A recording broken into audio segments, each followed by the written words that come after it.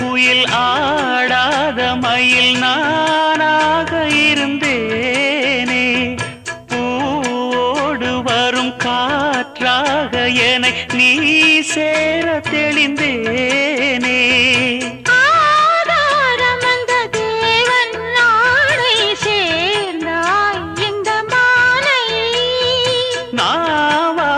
ருசித்தேனே தேனை தேர்ந்தேன் இன்று நானே.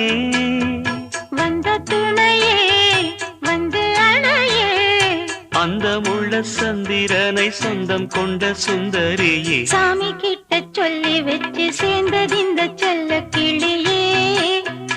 இந்த பூமியுள்ள காலம் மட்டும் வாழும் இந்த அன்பு கதையே.